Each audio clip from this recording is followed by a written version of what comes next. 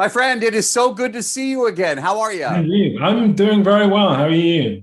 Excellent, excellent. Excited to talk to you about this. I think the most important question you're going to get today is this one.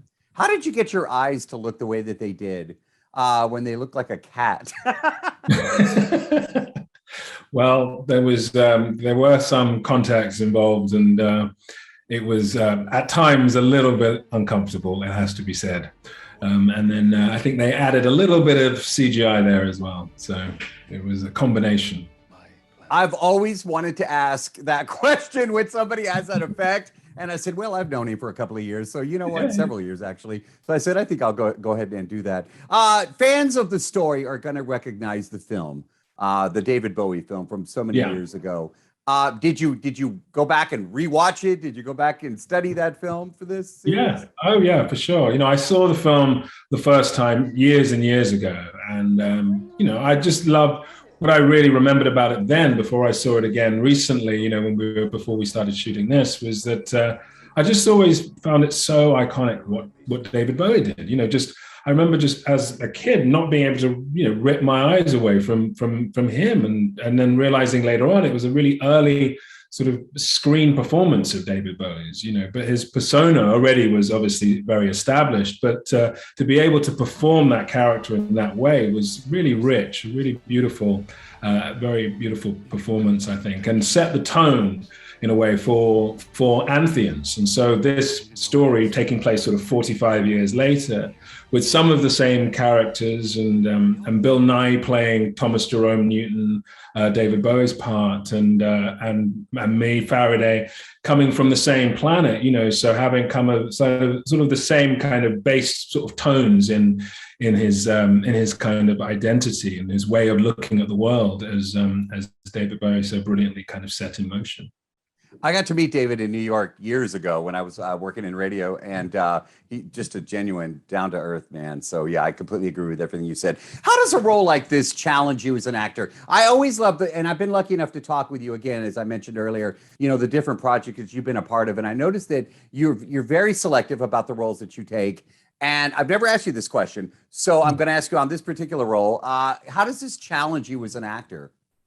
Well, there was there were a few things, and that's why I was sort of excited about it. I thought that it was interesting to have somebody, this character just arrive on the planet Earth, but not arrive as a sort of newborn. He already is an adult being from another planet, and he's just sort of trying to assimilate and understand humanity, understand the relationships and the dynamics, and he's very, very smart. So he's putting a lot of things together, but certain things out of sequence and out of order, and he doesn't know quite how to, all of the sort of social cues and all of that stuff. And that sort of idea of somebody trying to assimilate, to understand a place, a culture, and a community, I thought was really an interesting place to start. And then for him to go through, as he goes through the process of it, he's able to kind of gain all this information and all of this knowledge, and then finds himself affected in an internal way. The sort of his psychology is changing because of his exposure to all of these human beings and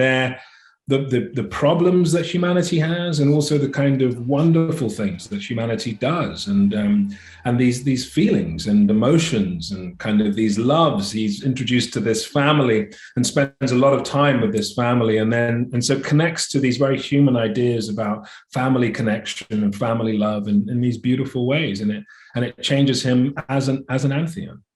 All right, we're going to close with this. It's sci-fi, which I love. That's just one of my favorite genres. But how does this story, and again, we mentioned the David Bowie film so many years ago, how does this, though, parallel to today's world, in your opinion?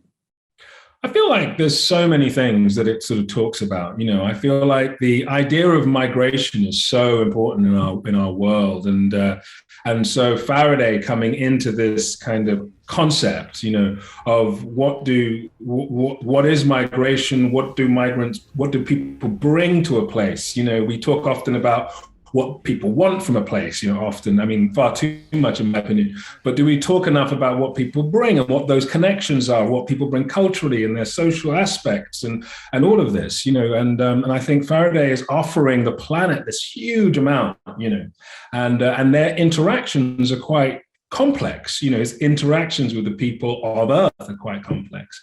And then the other thing I think that it talks about is all of these personal connections, all of this kind of all of the love in this show, and the idea of how special he finds humanity by the end of it is a wonderfully optimistic take on who we are and where we are.